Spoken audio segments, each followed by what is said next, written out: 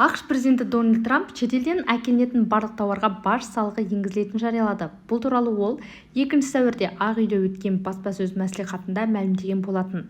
ақш әкімшілігі өзара іс-қимыл принципі бойынша импорттық өнімге кедендік баж салатын 185 мемлекеттің тізімін арнаулы әлеуметтік желісінің парақшасында жариялады.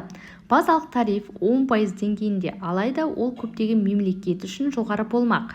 Мәселен, Қытайдан келетін тауарларға баж салығы 34%, Европа елдерінен келетін тауарға 20%, Швейцария үшін 31%, Ұлыбритания үшін 10%, Израиль үшін 17%, Қазақстан үшін 27% болады. Ең жоғары төлем Вьетнамға 46%, Камбоджаға 49%, Лаосқа 48% жүктелген. Тізімде Ресей туралы айтылмаған. Сондай-ақ тізімде Мексика, Иран, Канада және Беларусь жоқ.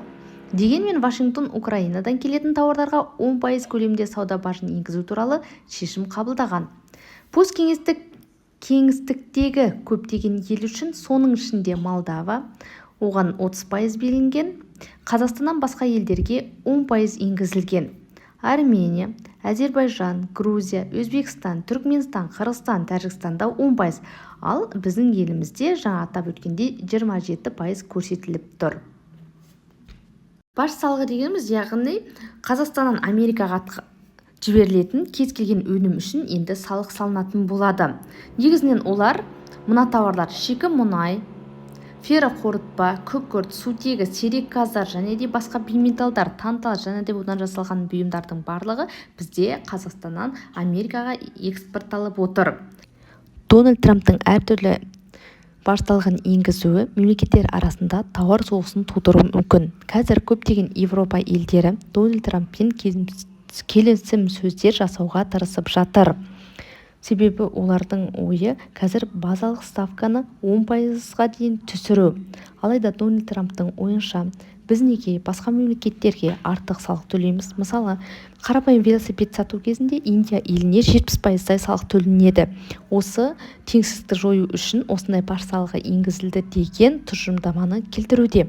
Алайда бұл жерде әртүрлі саяси, экономикалық көзқарастар жатқаны түсінікті. Ал ел экономикасына келетін болса, ол қалай әсер етеді? Тауарлар саны азаяды, қосымша жұмыс күштері, фабрика, заводтар қажет болуы мүмкін, себебі импорт азайып кетеді. Келетін тауарлар азаяды. Көптеген білесіздер, ірі танымал брендтер бізде Қытайда тігіледі.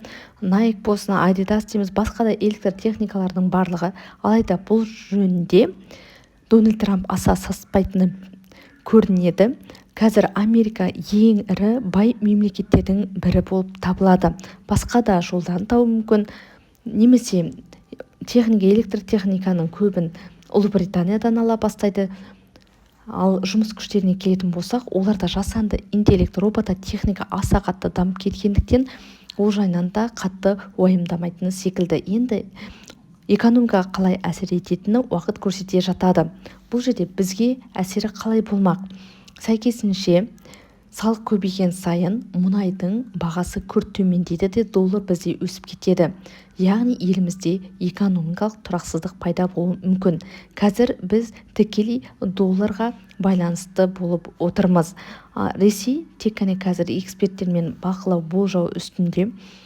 Себебі бұл мемлекет жайында мүлде айтылмайды. Жаңа айтқанымдай, мұның барлығы Ресей мен Украина арасында қарым-қатынасқа байланысты әдейі бүрмеленіп, жасырынып отырған тәрізді. Олар бұны Ресей мен Американың арасында ірі сауда байланыстары жоқ екендігін келтіріп түсіндіруде. Мұның барлығы біздің мемлекетімізде экономикалық саясатты түбегейлі өзгерту қажет екендігін көрсетеді.